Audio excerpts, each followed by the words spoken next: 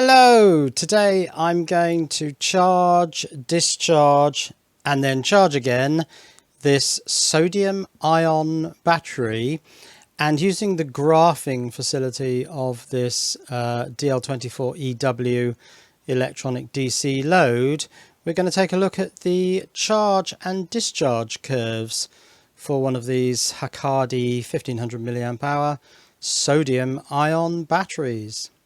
Here are the specs from the AliExpress listing for this sodium ion battery.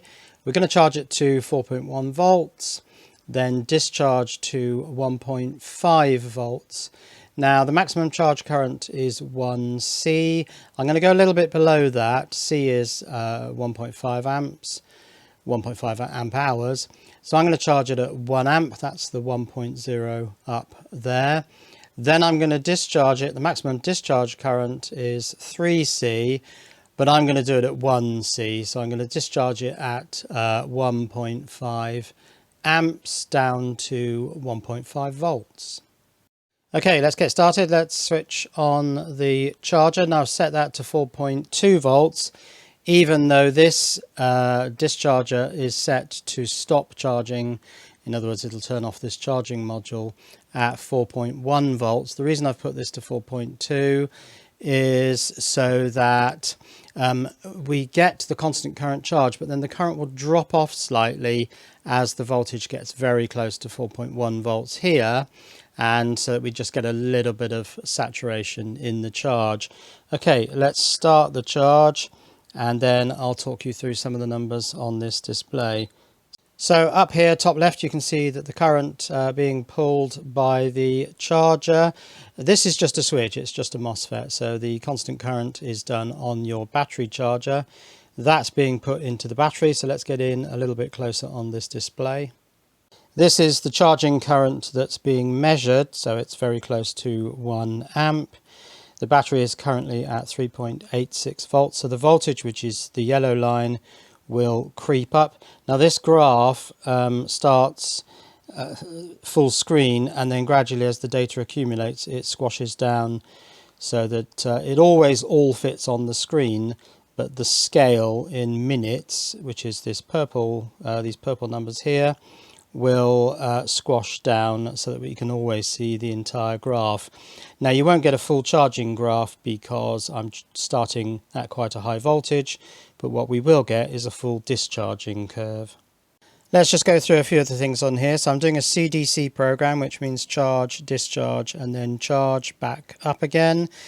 IS is the discharge current, so that will be at 1.5 amps. There's no overprotection set on here. The stop points are when it discharges down to 1.5 volts. In terms of charging, it will change direction when it gets up to 4.1 volts. There are limits set at 150 watts. We're never going to get to that. And also 100 degrees C. Well, I don't even have the temperature sensor fitted. So currently this is the voltage curve. You can see the actual voltage right now, which is 3.93 volts. This is the measured current coming in from the current limited power supply, and that's also shown here with the purple line, which you can see is at 1 amp. Now this display is a bit strange. The very last square runs in real time with 1 pixel per second. That's about 15 seconds. All the squares up to the last square show the entire charge and discharge curve, and as I say, the scale will gradually close up, but the last square is always a 15-second interval, so there will come a point where the last square will look a bit strange. The cell is now at 4 volts, still charging at 1 amp, and we're going to 4.1 volts, whereupon this charger discharger will change direction and start discharging at 1.5 amps. There are counters down here for amp hours. So in the discharge curve, we'll get a total amp hours count.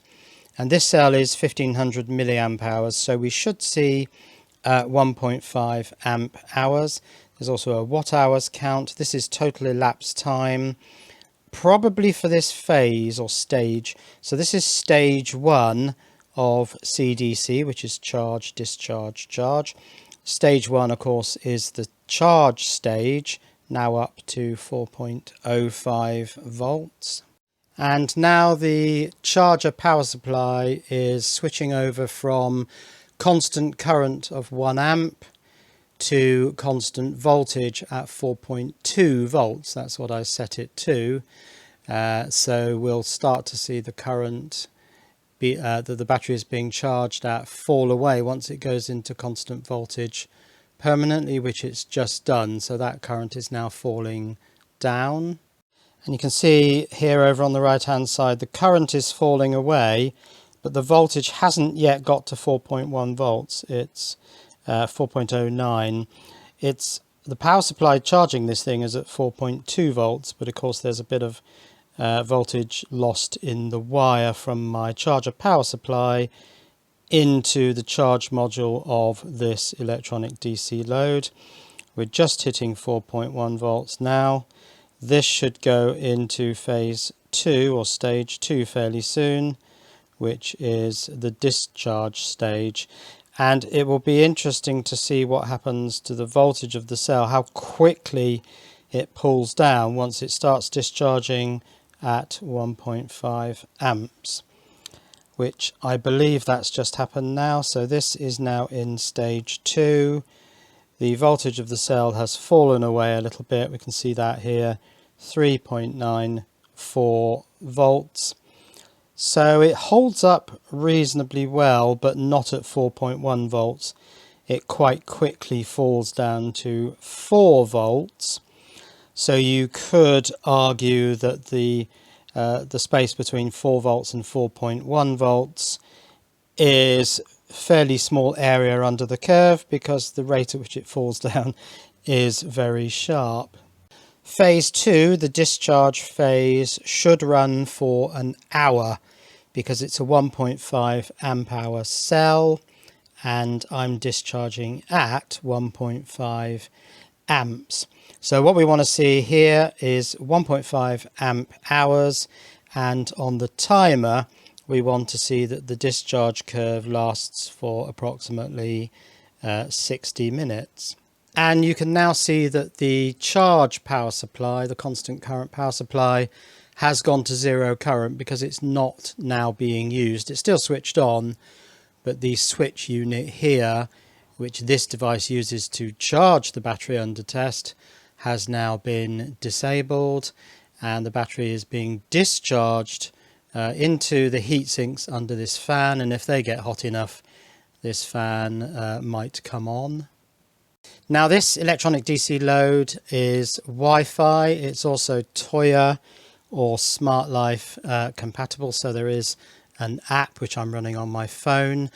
And this display of course can't show everything, particularly in graphing mode, because there just isn't enough space. So here you can see a few extra bits and pieces. We can see that the mode is in, well, bizarrely, DP Fun Set DCD. They got that the wrong way around. It's supposed to be CDC, charge, discharge, charge. So it's there are a few anomalies in this app. But one thing I wanted to show on here, which you can't see on this display, is that the fan temperature, or the board temperature underneath here, is currently at 33.5 degrees. If that gets up to, where is it? Yes, if it gets up to 42 degrees, then the fan will come on. So what can we see from this graph so far? Well, we charged to 4.1 volts. Then it immediately switches without a gap to discharging at 1.5 amps, and you can see that the voltage fell very quickly to below 4 volts. It's not easy to see that, but because of the scale of this graph. Now, I have charged this a couple of times prior to this video, and I charged it to 4.1 volts and then had it with no discharge load, and it held up pretty well. It fell fairly quickly to about 4.05 volts. So certainly the cell doesn't immediately fall away from the 4.1 volts that quickly. It's quite happy to sit up there at above 4 volts, and it took quite a while for it to drop below 4 volts of its own accord. So just looking at the way it draws this graph, It's 1 pixel per second in this last square, and you can see it counting up to the end.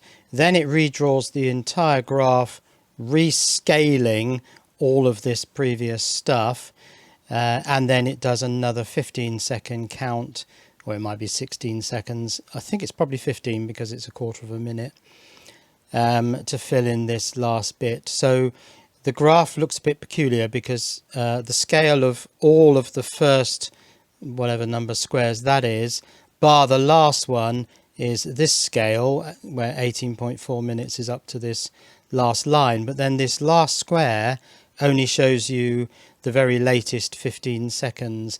And when we start seeing the curve coming down at quite an angle, once this is all squashed in, you'll see that the curve looks very peculiar because it'll be curved up to this point and then it'll be a flat line in this last square. It is a bit odd. So voltages in yellow, this is the voltage scale.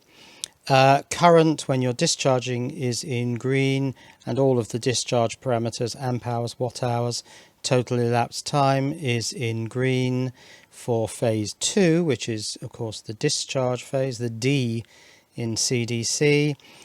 When it's charging, the current curve is purple. So we can see that when it was charging, it was 1 amp, apart from that very last section where the current fell away a little bit while the battery got up to 4.1 volts. And then, of course, it switched to this higher current of 1.5 amps for the discharge phase.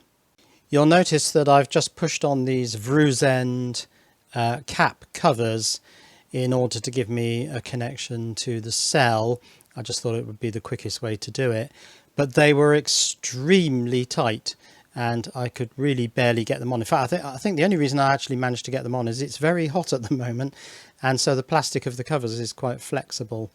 Now this means that the cell is actually quite a large diameter, so let's measure it, because I think these are substantially over 18 millimeters. So let's have a quick measure of that. Yes, so they're fairly fat at 18.3 millimeters, and length is about right at 65.3 millimeters. So they're a bit over the 18 and, well, a fraction over the 65, but relatively speaking that's much less of an error.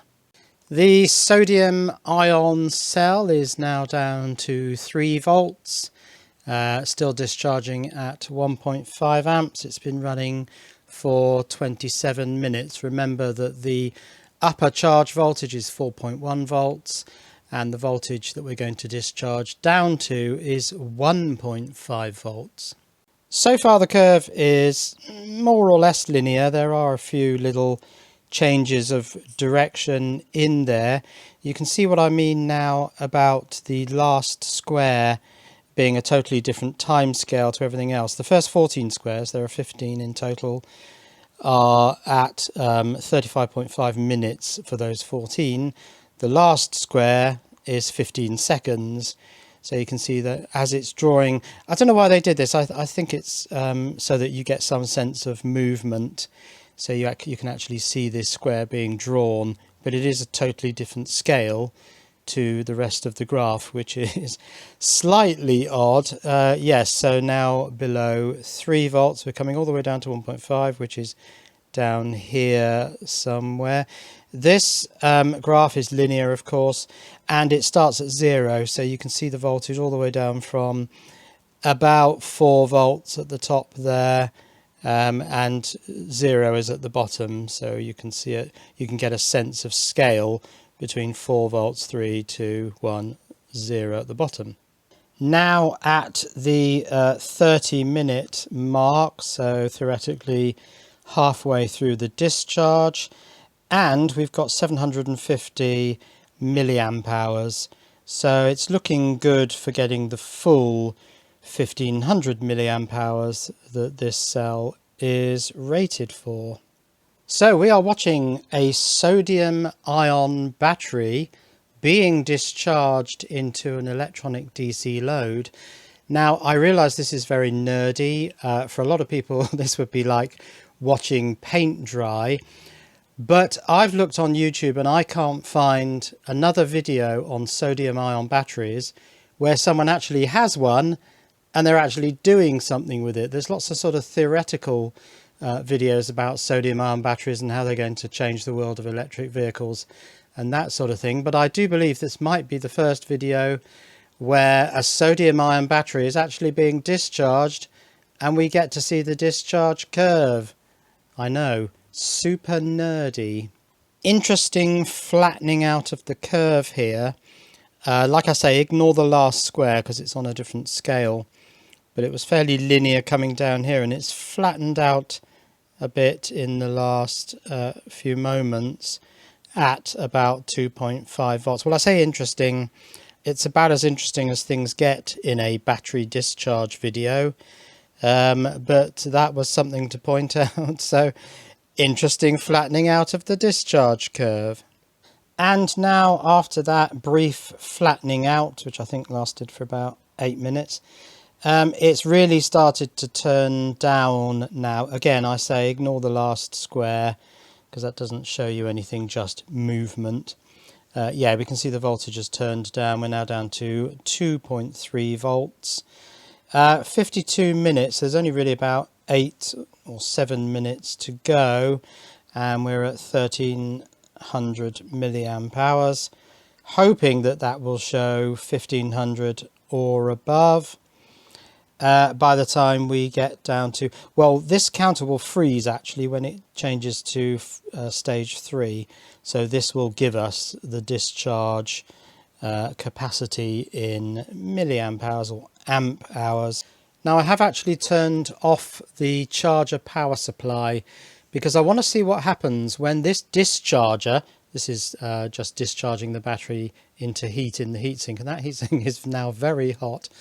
When the battery is discharged down to 1.5 volts, I want to see how quickly that voltage springs back up again, which will tell you a little bit about how useful the energy in the cell is down at that very low voltage. So it won't immediately start to charge, but only because I've switched off the charger. Now at 1.4 amp hours or 1400 milliamp hours, 56 minutes. We're down under 2 volts, 1.92. I just wanted to check whether this cell's getting warm.